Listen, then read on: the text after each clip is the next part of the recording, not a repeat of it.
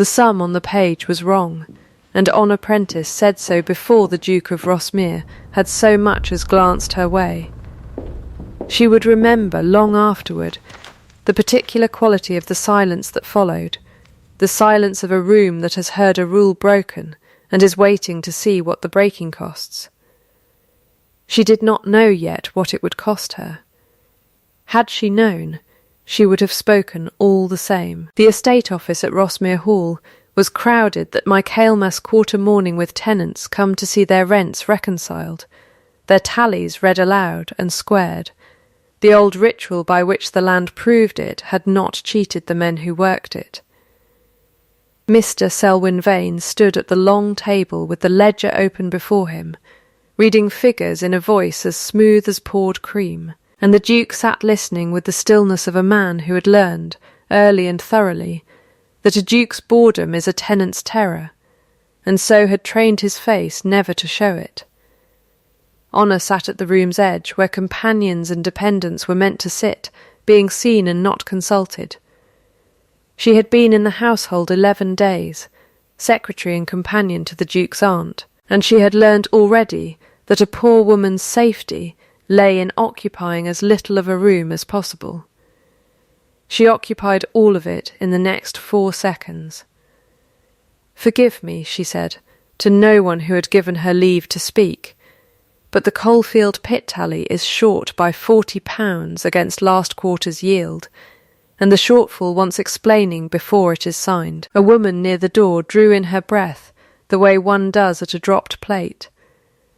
Somewhere behind Honor a tenant's wife murmured to her neighbour, low enough to be private, and not low enough to be unheard, just like the last one. Just like Lady Imogen, God keep her, and see what became of her for speaking out of turn to that very man. Selwyn Vane did not look up from the ledger.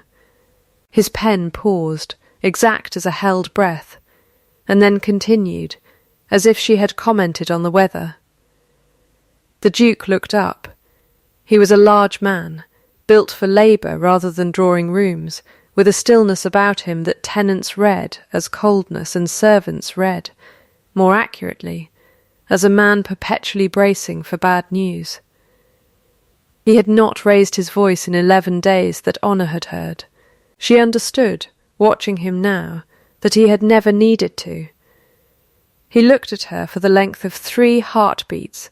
She counted them, later, in the retelling, though she could not have told you at the time that she was counting anything, and then, astonishingly, he smiled.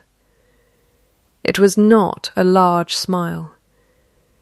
It changed very little about his face, but Sir Reginald Combe, the family's solicitor and trustee, who stood at the Duke's shoulder with the look of a man perpetually totting sums in his head, turned to stare at his employer as though the man had sprouted a second head. "Your name," the Duke said. "Honor Prentice, Your Grace." "Miss Prentice believes I have been cheated of £40, Vane." "Miss Prentice is new to figures of this size," Selwyn said, gently, the way one corrects a child who has mistaken a shilling for a crown. "The pit tallies run irregular in a wet season. I should be glad to explain the arithmetic to her at her leisure, if His Grace does not object to the indulgence." "I do not object," the Duke said. "Explain it to me instead." Now, in the light, where everyone here may hear it, it was the first time Honor heard the phrase that would follow her through the rest of that year, though she did not yet know to mark it, in the light, where everyone here may hear it. Old Rossmere, the Duke's father, had said something near enough to it so often that the tenants had turned it into a kind of grace before rent day. The way a family turns a father's favourite saying into a blessing after he is gone. Rossmere pays what it owes, in daylight, before witnesses. The son had inherited the saying along with the debts and the deadline, and used it, Honor would come to understand, exactly the way his father had, as an instrument, not an ornament. Selwyn's explanation, when it came, was fluent and reasonable and entirely unverifiable, in a room full of people who could not read figures at all, and by the time he finished, the tenants had lost the thread, and the Duke had let the matter drop with a nod that satisfied everyone but the woman at the edge of the room, who kept her eyes on her hands and thought, "He is lying, and he is good at it. And no one here can prove otherwise but me." She said none of this aloud. She had said enough for one morning. It was Sir Reginald who supplied the deadline, unprompted, in the particular tone of a man discharging an unwelcome duty before witnesses so that no one could later claim he had failed in it. "I will remind your Grace, since the quarter-day company is assembled, and will not mind standing witness to a family matter, that the late Duke's will requires you wed before Michaelmas of your 30th year, or the unentailed properties, the pit, the mills, the whole of the coalfield income, pass in trust to your cousin Mr. Vane, until such time as you do." "Michaelmas is 10 weeks off, your Grace. I do not say this to distress you. I say it because it is my office to say it, and because I would rather you heard it from me in a full room than from gossip in an empty one." "I have not forgotten my own birthday, Combe," the Duke said, and there was, for just a moment, something under the dryness that was not dryness at all, something tired and old and privately dreaded. Selwyn's face, throughout this, arranged itself into an expression of loyal concern, so exact it might have been measured with a rule. "Whatever is decided," he said, "I am entirely at your Grace's disposal. I have only ever wanted what is owed to this family. You know that." He said it gently. He said everything gently. Honor would learn, before the year was out, that this was the most dangerous thing about him, that he had never once, in her hearing, raised his voice, and had ruined a woman's whole life in exactly the same register he used to discuss the weather. The company dispersed to its business. The Duke did not. "Miss Prentice," he said, as the room emptied, and there was something almost amused beneath the flatness of it, "you are either the most honest woman in this county or the most reckless.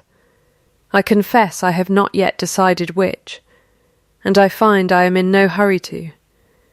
I am told I may be both, your Grace."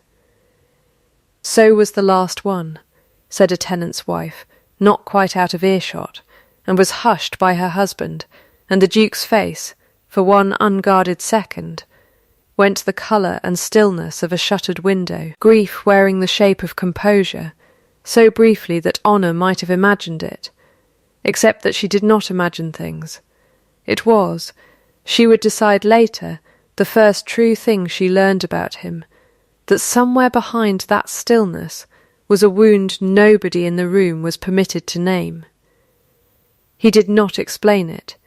He only said, then let her speak. "I have waited a long time in this house for someone who would," and walked out into the yard, where his horse was already stamping, impatient for a rider who was, in his own quiet way, just as impatient to be gone from the sound of his own name being weighed against a dead woman's ruin. Honour stood a long moment in the emptying office, looking at the ledger Selwyn Vane had already closed and carried away under his arm, and thought, whatever happened to Lady Imogen Hale, it was not what this house believes it was. It was not proof. It was only the particular unease of a woman who had spent her whole life reading other people's numbers for the lies men tried to hide in them, and had just watched a very careful man tell a very careful lie. She did not yet know that she would spend the next 10 weeks proving it. Had she known, she would have begun that morning instead of waiting for the house to make her. She was summoned to the estate office 3 days later, and went expecting a dismissal. She found instead a man standing at the window with his back to the door. In shirt-sleeves, ink on the second finger of his right hand, a detail that surprised her more than anything else about him, because dukes, in her limited experience of them, did not ink their own fingers. They had men for that. You were right, he said, without turning. About the £40. I know, Your Grace. That won her a glance over the shoulder, dry and quick. Most people, told they were right after being made to look a fool for saying so, manage a little more modesty about it. I was not made to look a fool. Mr. Vane was made to look uncomfortable, which I understand is not the same insult, whatever he would prefer you believe. She folded her hands.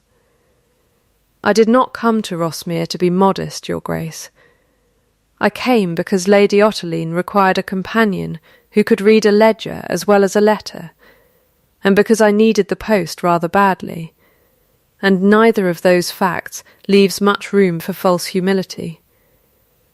You needed it rather badly, he repeated, testing the phrase. Why, it was not idle curiosity. She could see him deciding, in real time, whether to trust the answer he was about to receive, the way a man tests ice before he commits his weight to it. She gave him the compressed version, the one she had rehearsed until it no longer hurt to say aloud. Her father had kept books for a great house in the north, not this one, until he was accused of taking what was not his, and dismissed without proof either way, and died 2 winters later of a debt he had not made, and a disgrace he had not earned, leaving her a small annuity, a smaller reputation, and a very large gift for finding other men's errors in other men's sums. I did not come here to prove anything about my father, she said. I came here to eat, but I find I have not lost the habit of noticing when a column does not add. That is a dangerous habit in this house just now. So I am beginning to understand, Your Grace. He turned from the window fully then, and studied her the way she had watched him study a disputed tally, patient, unhurried, looking for the seam where the numbers stopped agreeing with themselves.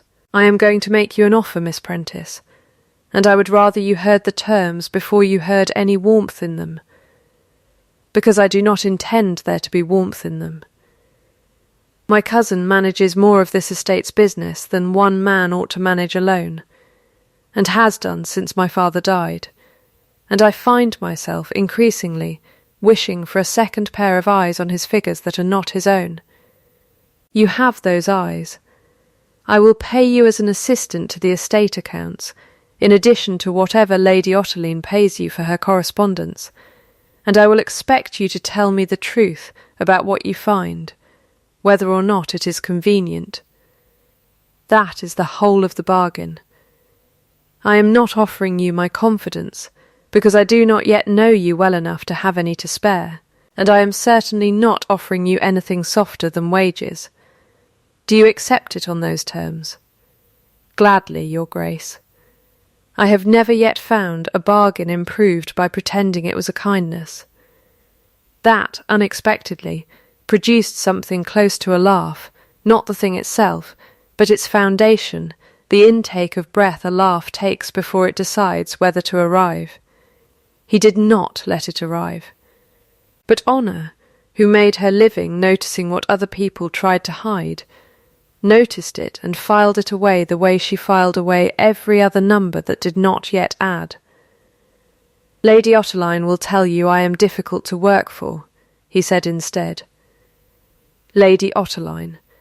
Came a voice from the doorway, dry as a biscuit left too long in the tin. Will tell Miss Prentice that you are difficult to work for, because you have never once in your life asked anyone to make it easy, and have called that virtue instead of stubbornness for 29 years. The Duke's aunt came in without knocking, as was, Honour had already learned, her sovereign right in this house, and looked between the two of them with the particular satisfaction of a woman who has just watched a plan she had not yet made begin arranging itself without her help.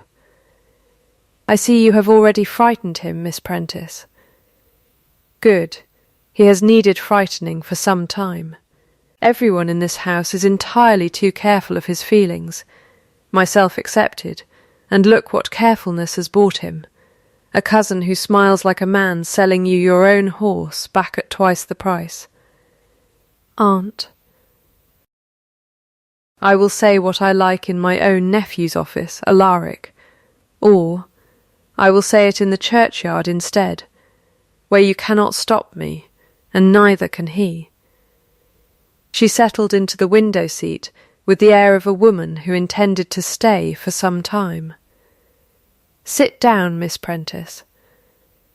You look as though you expect to be dismissed at any moment, which is a very sensible expression for this house, and I recommend you keep it about you. Now tell me what you found in that ledger, and tell me slowly, because I am old and I like my scandals delivered at a civilized pace. Honor sat. It was, she would think later, the first hour in 11 days in which she had been asked to speak, and not merely permitted to. And she found she had a great deal to say. Selwyn Vane found her 3 evenings later in the long gallery, where she had gone to return a book to Lady Otterline's shelves, and she understood at once, from the way he had positioned himself between her and the door, that the meeting was not an accident. Miss Prentice. He said her name the way a man says grace over food he does not intend to eat. How industrious of my aunt to find herself a new pet so soon after the trouble with the last one. I was not aware Lady Otterline kept pets, Mr. Vane. I understood her to keep opinions instead, and to feed them rather better. Something moved behind his eyes, not anger. He did not permit himself anger where it could be seen. Amusement, perhaps, of a kind she did not care for. You have wit. Lady Imogen had wit too, when she first came to this house. It is remarkable how quickly a house like this one can relieve a clever woman of it. He came no closer, which was somehow worse than if he had. You will hear a great deal about her, I expect, now that you have made yourself so visible so quickly. I would only counsel you to consider what became of the last young woman who thought her honesty made her indispensable to this family. She thought so right up until the morning she left Rossmere with nothing but the clothes on her back, and a reputation no honest man would touch. His Grace did that. Gently, without ever raising his voice, I tell you this not to frighten you, Miss Prentice, but because I have only ever wanted what is owed to this family, and I would hate to see a useful young woman spend herself for nothing. I am obliged for the warning, Honour said, though I notice you have told me what became of Lady Imogen, and not what she did to deserve it. I find I am more interested in the second question than the first. Some questions are kinder left unasked. I have never found silence kept anyone particularly safe, Mr. Vane. I did not wait to be spoken to in the estate office, and I do not intend to start waiting now. She stepped past him, unhurried, and felt rather than saw him watch her go, and told herself the coldness at the back of her neck was only the draught from the gallery windows. It was not the draught. She would learn that too, in time. Below stairs the servants had already made a wager of her, how long the Duke's new bookkeeper would last, whether she would go the way of the last companion who had grown too fond of speaking her mind, whether his Grace would smile at her again before Michaelmas, or whether the smile in the estate office had been, as the older maids insisted, only the particular grimace of a man doing sums he did not like. Mrs. Pettibone, the housekeeper, put a stop to the worst of the wagering, with a look that could have curdled milk at 10 paces. But not before Honour had heard enough of it, passing the servants' hall on some errand of Lady Otterline's, to understand precisely how thin the ice was that she was walking on, and how many people in this house were watching to see when it would crack. It was in the estate office itself, 2 mornings later, cross-checking the Coalfield pit receipts against the smelting house accounts as the Duke had asked her to, that she found the thing that would not let her sleep. The hand that entered the quarterly totals was Selwyn's, fluent and even. But in the margin beside each entry, faint, in pencil rather than ink, as though meant to be rubbed away and occasionally forgotten, was a second set of figures, smaller, always smaller by some 10 or 12% than the number inked beside it, repeating, quarter after quarter, going back as far as the ledger ran. She sat very still for a long moment, the way one sits still over a wound before deciding how badly it will hurt to move. Then she copied the pencil figures, very carefully, into the back leaf of her own notebook, and told no one. She had not meant to still be in the office at 9 that evening, but the pit accounts went back 4 years, and a candle had burned low before she noticed the room had gone dark around her. "You will ruin your eyes," said a voice from the doorway, and she startled badly enough that she nearly overturned the ink-pot, which the Duke crossed the room to catch before she could, his hand closing over the glass a bare inch from her own. "I did not hear you, Your Grace. I have been accused of many things. Loud footsteps have never been among them." He set the ink-pot straight, and did not immediately withdraw his hand, and neither, she noticed, did she. "You have been at this since dinner. Mrs. Pettibone tells me you refused a tray. I did not notice I was hungry. That is either great dedication or great foolishness, Miss Prentice, and I confess I am no longer certain which of your qualities I ought to be encouraging."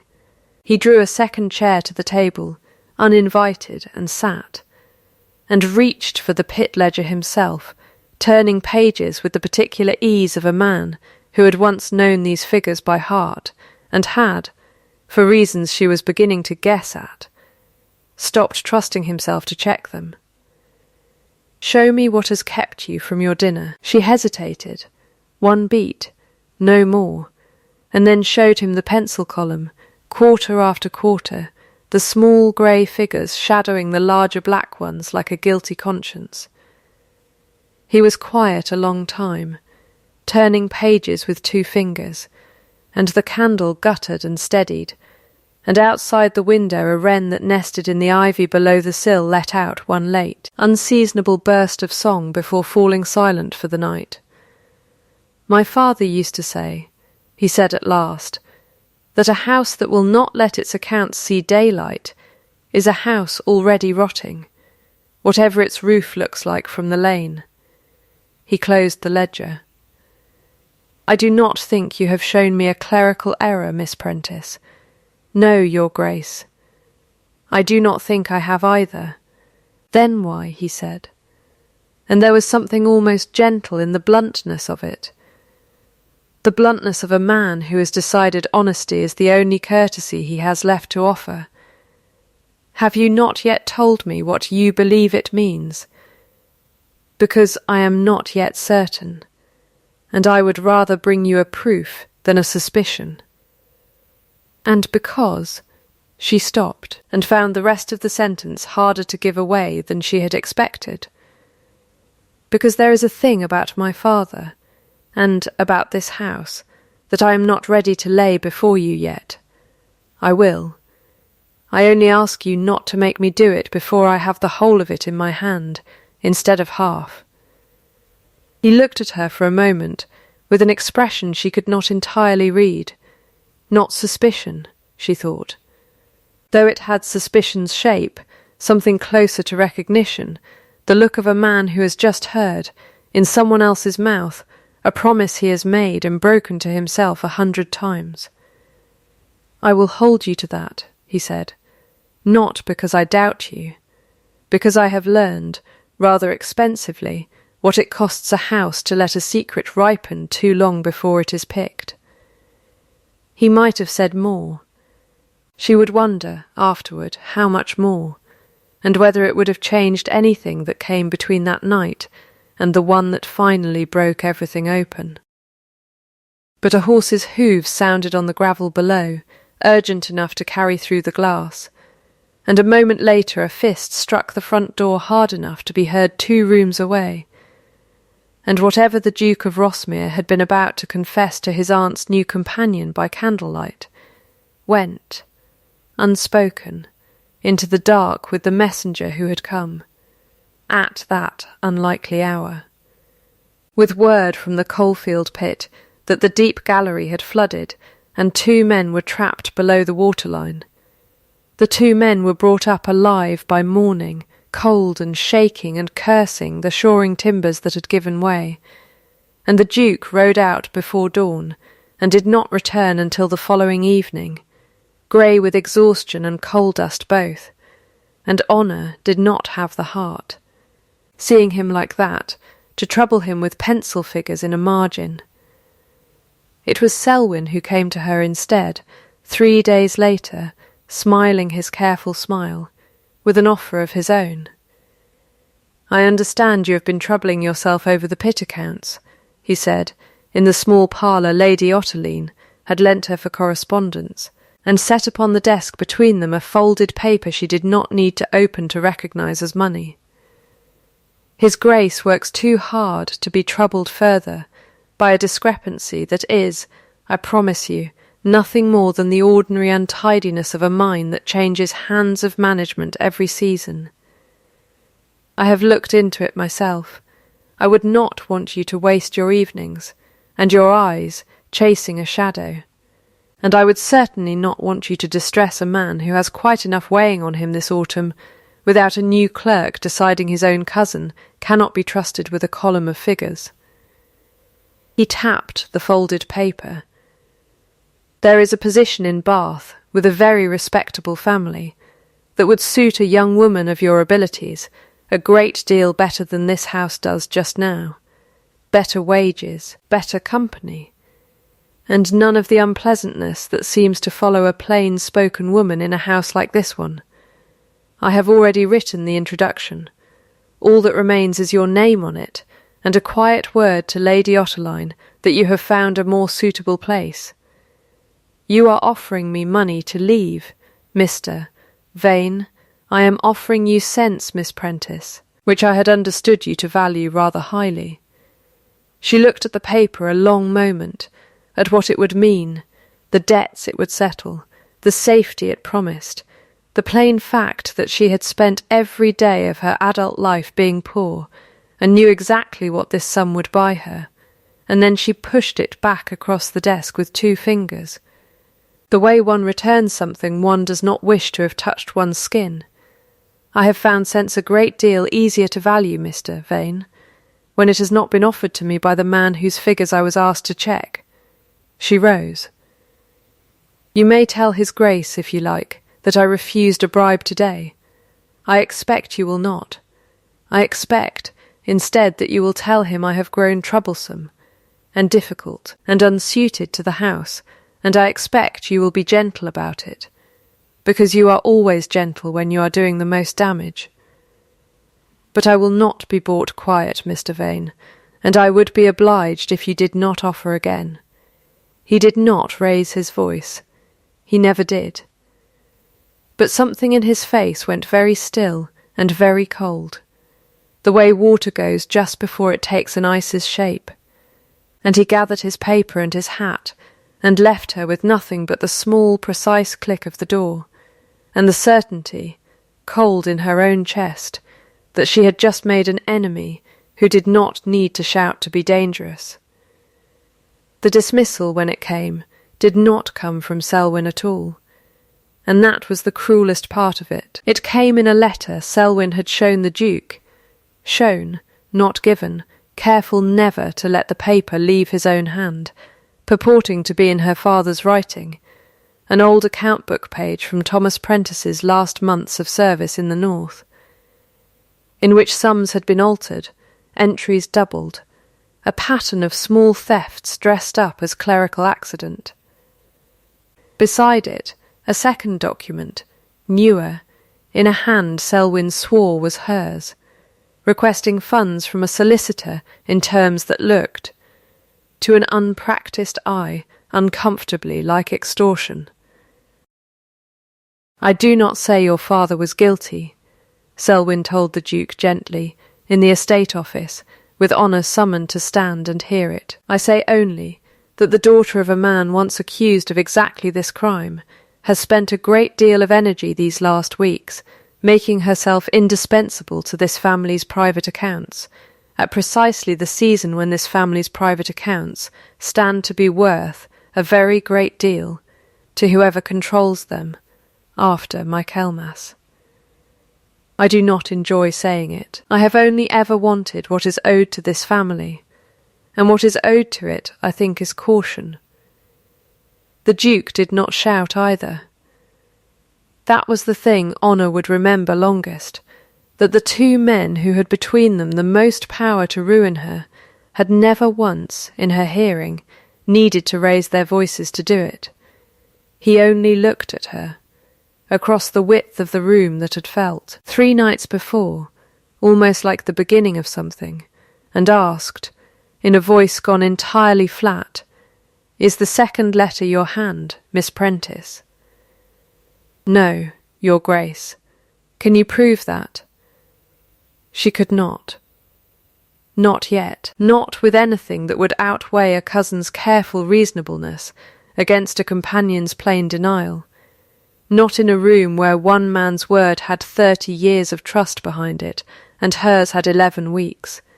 "No," she said. "Not this morning." "Then I think," he said, and his stillness now was not the stillness of a man holding grief behind a shutter, but something colder, more final, "that it would be best for everyone if you did not return to this office until you can." It was not anger. She understood that even as it broke something in her chest to hear it. Anger would have been easier. This was a man closing a door the way he closed a ledger at the end of a bad quarter, gently, and for good, because he had learned, at some terrible cost she did not yet know the shape of. That gentleness was the only thing left he could still control. She did not weep in front of him. She had promised herself, walking to the estate office that morning already half expecting this, that whatever else the day cost her, it would not have that. She went instead to her room, and sat a long while with her father's ledger in her lap, the old green calf book, cracked at the spine, that she had carried with her through every lodging and every loss since his death, because it was the only inheritance he had left her that he had called. On the last evening she saw him alive, "The only honest thing I have to give you," and turned it over in her hands the way she had turned it over 100 times before, without ever once wondering why the backboard sat a half-inch thicker than the front. She wondered now. She did not sleep. By the small hours she had a penknife, and her father's ledger open on the writing table, and her heart going hard enough that she could hear it over the rain that had begun, at last, to break the long dry weeks of that autumn against the window glass. The lining came away easier than she expected, as though it had been waiting 11 years for someone to ask it to. Beneath it, folded flat and yellowed at the creases, was a second ledger in miniature, her father's true hand, small and careful, and entirely unlike the confident, careless forgery Selwyn had shown the Duke, recording, in columns that matched precisely the pencil figures she had already copied from the Coalfield accounts. A decade of systematic theft from the Rossmere ironworks, beginning 3 years before her father's dismissal and continuing, in a second hand she recognised now as surely as her own name, for 6 years after his death. At the foot of the last page, in ink gone brown with age, her father had written a single line, dated the week before his dismissal. "I have told S.V. I mean to lay this before his Grace at quarter day. God keep honour if I am wrong about how a frightened man behaves." He had not been wrong about the sums. He had been wrong only about how much time a frightened man needed to ruin him first. She sat with the proof of her father's whole innocence open in her lap, and did not, for a long moment, feel anything at all. The particular numbness, she would think later, of a debt so long unpaid that the paying of it does not at first feel like relief, only like weight shifting from one shoulder to the other. Then she began, very quietly, in the dark, to cry, and did not try to stop herself. Because there was no one left in that room to see her do it, and because some tears, she had learned, are not weakness but arithmetic, the cost of a wrong finally, fully totalled. Below her window, absurdly, something rustled and resettled in the ivy, and she thought, with the strange clarity grief sometimes lends the smallest things, even the wren keeps its nest through weather like this. She dressed before dawn. She did not know yet whether anyone in that house would still open a door to her. She went to find out anyway, because the alternative, to keep the proof folded in her lap and say nothing, was a silence she had already told one man, in an estate office by candlelight, that she did not know how to keep. It was Lady Otterline who opened the door, still in her wrapper, hair in its night-plait, entirely unsurprised. "I wondered how long you would sit up there stewing before you had the sense to come down," she said, and stood back to let her in. "Well, have you brought me a scandal worth losing sleep over, or only your own wounded feelings? I have had quite enough of the second from my nephew this fortnight, and cannot spare the sympathy for a third helping." Honour set the little ledger on the table between them, and the small pencil column beside it, and told her, in the plainest words she owned, what 11 years of Selwyn Vane's arithmetic had cost the Rossmere estate, and what it had cost her father to discover it a decade too early. Lady Otterline read in silence for a long time, her face going through several expressions Honour had not before seen it wear. And at the end of it she said only, "Small birds sing first. You know. That is how the wood learns the hawk has gone before the hawk has properly left it. I have always thought it rather braver than it looks, being the first to trust the silence." She folded the pages closed with the particular care of a woman handling evidence rather than paper. "You will need Mr. Sims. He has copied every false figure Selwyn ever fed that ledger, and he has the look, these last weeks, of a man who has been sleeping very badly. And you will need Imogen Hale found and brought home, wherever my nephew's fool cousin frightened her off to, because I do not believe for one moment that girl did anything worse than the same thing you have just done, and I mean to see her paid the same apology. And you will need," she said, rising, already halfway into her dressing-gown sleeve, already reaching for the bell to wake the household at an hour no sensible person would forgive her for, a magistrate, a full room, and my nephew's own eyes on that page before Selwyn Vane, so much as guesses we are awake. Michaelmas is 6 days off, Miss Prentice. I find I have never in my life been in more of a hurry to see a quarter day arrive. Finding Mr. Sims took less persuading than Honour had feared. She found him in the estate office before the household had properly stirred, hollow-eyed over a ledger he was not copying so much as guarding, and when she set her father's true figures beside his own careful forgeries, and asked him, without preamble, whether he had entered them himself, or only at another man's instruction. He did not so much confess as collapse, the way a wall collapses that has been leaning for years and simply, finally, runs out of will to stand. He said it was only borrowing, Sims said, and his hands, Honour noticed, would not keep still on the desk. He said the pit would earn it back 3 times over, and no one would ever be the poorer for a season's delay in the reckoning. He said your father misunderstood an honest irregularity and made a martyr of himself over nothing, and I believed him, because I wanted to, and because he pays better than any master I have had before or since, and because I did not think it would still be running when there was a new prentice in the house to notice. He looked up at her, wretched.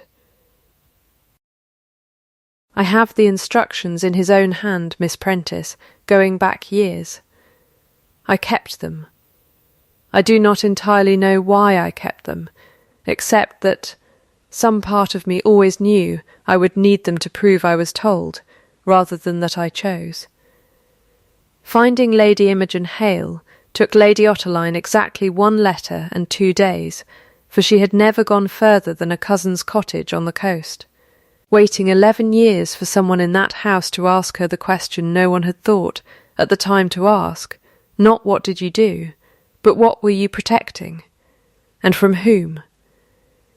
She came the day before Michaelmas, pale and composed, and entirely unlike the ruined woman the county had spent a decade gossiping about, and told Honor, over tea neither of them drank, that she had discovered Selwyn's first small theft the autumn before her wedding was to have taken place, and had gone to him privately rather than to the old Duke, meaning to give him the chance to make it right quietly, and that he had answered her kindness by forging, in a fortnight, a set of letters suggesting she had tried to blackmail him for silence, and had shown them to his uncle before she so much as understood what was happening to her. I did try to speak first, she said, very quietly, turning her cup without drinking from it. That is the joke of it, if you can call it one. I thought speaking first was the honest thing to do. I have had 11 years to wonder whether it was only the foolish one. It was the honest thing, Honor said. I do not think honesty stops being the right choice, merely because a clever man finds a way to make it look like the wrong one. Lady Imogen looked at her for a long moment, something moving behind her composure that might in a kinder decade have been hope. You sound, she said, like a woman who means to prove that at rather greater cost than tea and sympathy. I mean to prove it tomorrow, in front of every witness this county can be made to hold still for, Honor said. I should be glad of your voice beside mine, Lady Imogen, if you will lend it.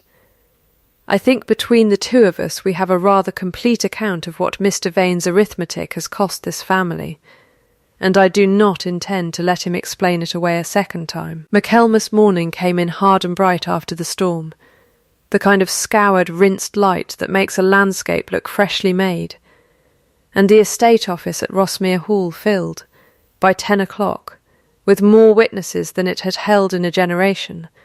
Tenants come for the quarter-day reading, Sir Reginald with his trust papers spread before him. Mrs. Foyle and her daughter Araminta arrived early, in evident anticipation of an announcement neither of them yet knew would not be the one they expected. Lady Otterline in her best black, and, at the room's edge, in the chair companions were meant to occupy and be silent in, Lady Imogen Hale, returned to Rossmere for the first time in 11 years. The Duke had not spoken to Honor since the morning he closed the office door on her. He looked at her now across the crowded room with an expression she could not read at all, and she found she did not have the leisure to try, because Sir Reginald was already calling the reading to order, and Selwyn Vane was already reaching for the ledger with the same fluent, unhurried confidence he had worn every quarter-day of the last decade. Before Mr. Vane reads the figures, Honor said, and did not wait to be given leave, I should like the room to see a different ledger first. The gasp that went round was smaller than the one that had greeted her 11 weeks before, but the silence beneath it was the same silence, the silence of a room bracing to watch something break.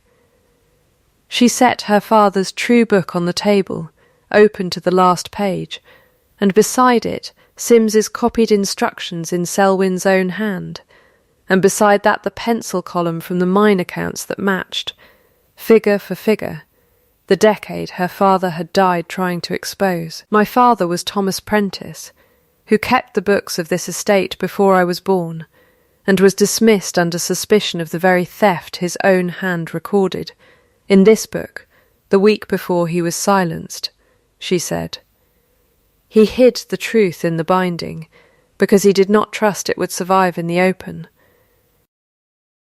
I have spent 11 weeks proving he was right not to trust it, and I would ask Sir Reginald, as the honest instrument this family keeps for exactly such an hour, to read the last entry aloud, so that no one in this room may later claim they did not hear it plainly. Sir Reginald took the book with the particular gravity of a man who understood precisely what he was being asked to do, and read Thomas Prentice's last line in a voice that carried to every corner of the crowded office, I have told S.V. I mean to lay this before His Grace at quarter day, and the room's silence changed register entirely, from bracing to breaking. Selwyn's composure held a moment longer than Honour had expected, long enough for him to say, quite evenly, "A forgery is easily made to look like a father's dying confession, Miss Prentice, and grief is easily mistaken for proof, and it might even have carried the room a little longer, except that Honour turned then to Mr. Sims, who had been standing at the back of the office since dawn, looking as though he might be sick, and asked him one question, and only one. Mr. Sims, whose hand instructed you to enter the false figures in this year's ledger, and will you swear to it before this room, with your own position and your own neck at hazard for the answer?" The silence that followed was the longest of the morning. Selwyn did not move. It was, Honour thought afterward, the stillest she had ever seen him, stiller even than his usual carved calm. The stillness of a man watching, in real time, every gentle sentence of the last decade come due at once.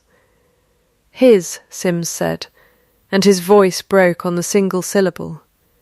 "Mr. Vane's. I have his letters. I kept them because some part of me always knew this morning was coming, and I did not want to face it with nothing in my own hand to say I was told, rather than that I chose." He produced them, a small bundle, much handled, tied with string gone soft from years in a coat pocket, and Sir Reginald read 3 of Selwyn's own letters aloud in the same carrying, careful voice, instructions in Selwyn's unmistakable hand to alter, to shade, to delay, to manage the appearance of the thing, since the appearance is all that anyone in this county has ever troubled themselves to. Examine, and it was that phrase, more than any other, that seemed to break something loose in the room. A low, furious murmur running from tenant to tenant, the sound of a decade's quiet suspicion finally given permission to become certainty. Selwyn Vane's face, through all of it, did something Honour had never once seen it do. It stopped being careful. "I was 7 years old," he said, and his voice, for the first time in Honour's hearing, was not gentle at all, when my father lost everything he owned to this family's arithmetic, lost it fairly, I am told, though it never once felt fair from where I stood, watching my mother sell her wedding ring to buy coal. I came to this house at 12, to be raised on my uncle's charity, and I have spent every year since watching another man inherit, effortlessly, everything I was made to understand, from the age of 7, that I would only ever be lent. I did not want to ruin anyone. I wanted what I had come to believe, quite reasonably, was owed me. I have only ever wanted what was owed me. The gentleness came back into his voice on the last words, but hollow now, a shell with nothing left inside it, and for one unwilling moment the room's fury softened, just slightly, into something closer to pity, because a man's grief, however badly it has been spent, is still recognisably grief when it is finally allowed to speak plainly. The Duke had said nothing throughout the whole of it. He said something now, and it was not what the room, primed for a decade of quiet contempt to finally find its voice. expected to hear. "I will not have you prosecuted," he said, "not because you have not earned it, cousin, but because a public trial would drag Lady Imogen's name and Miss Prentice's father's memory through exactly the kind of daylight that ruined them both the first time. And I find I have had quite enough of daylight used as a weapon in this family. You will have an allowance, a small one, enough to live honestly, which I understand you have not been permitted to learn how to do, and you will have it at a distance, on a cousin's farm in Cumberland, far enough that this county may finally stop confusing your gentleness for kindness. That is not mercy to you, Selwyn. It is mercy to everyone in this room, who has spent 11 years believing a lie you were careful enough to make look like grief." Selwyn did not thank him. He only nodded once, the gesture of a man too tired to manage anything grander, and let Sir Reginald's clerk lead him from the room. And the office exhaled, all at once, the long-held breath of 11 years. It was Lady Imogen who spoke into the silence that followed, rising from her chair at the room's edge for the first time that morning. "I should like it entered, if Sir Reginald will permit it, that I did not blackmail this family, nor betray it, nor deserve 1 hour of the ruin it allowed to fall on me. I would have been glad of this room's belief 11 years ago. I find I am glad of it even now." Mrs. Foyle, to her credit, was the first to cross the room and take her hand, and Araminta Foyle, whose own mother had spent a month angling her toward a match built on exactly the misplaced arithmetic the morning had just exposed, said only, quiet and entirely sincere, "I am glad it was not you after all, Lady Imogen. I should not have liked to owe my own happiness to a lie about yours," and left the room a moment later on her mother's arm, her future, Honour understood, about to be built on rather steadier ground than a duke's convenience.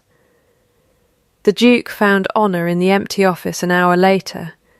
The room cleared, the ledgers gathered, the light through the tall windows gone gold with the particular softness of an autumn afternoon that has earned its calm. "Sir Reginald tells me the will's marriage clause need not trouble me quite so urgently as I believed," he said. "He tells me, in fact, that he told my father as much 11 years ago, and that Selwyn spent a decade making sure I never heard it, that the clause allows a trustee's extension where fraud has materially interfered with the Duke's affairs, and that fraud, Miss Prentice, has rather comprehensively been proven this morning. He came to stand near her, not touching, careful still, though the carefulness had a different quality now than it had worn a fortnight before. Which means I owe you an apology first, and a confession second, and I find I would rather give you both without the weight of a deadline standing over either of them. You owe me no apology, Your Grace. You believed a careful man's careful lie. I do not think that is a crime. I closed a door on you," he said. "Gently, I have had a great deal of practice being gentle about the wrong things, and I find, now that the excuse for it is gone, that I do not much like the man it made me." He drew a breath. "I am not going to ask you to marry me, because the will requires it, since it no longer does. And I am not going to ask you because you have just proven yourself the most competent woman in this county, though you have. I am asking because in 11 weeks you have made this house tell the truth about itself for the first time in a decade, and because I find I would like a lifetime of hearing you speak first, in every room I am ever fool enough to try to keep silent. Marry me because you wish it, Honour. It is the only reason I will take." She looked at him a long moment, and thought of a wren singing before the hawk had properly left the wood, and of her father's small brave hand recording a truth he had not lived to see believed, and said, "You waited a long time for someone who would speak first, Your Grace. I find I have waited rather longer for someone who would not punish me for it." "Then we are neither of us waiting any longer," he said, and there was at last, nothing careful at all in the way he crossed the small remaining distance between them. The wedding, when it came 3 weeks later, was small by the standards of everything else that autumn had made public. A country church. Half the county turned away at the door for want of room. Lady Otterline weeping with theatrical ferocity into a handkerchief she had clearly brought for the purpose. Mr.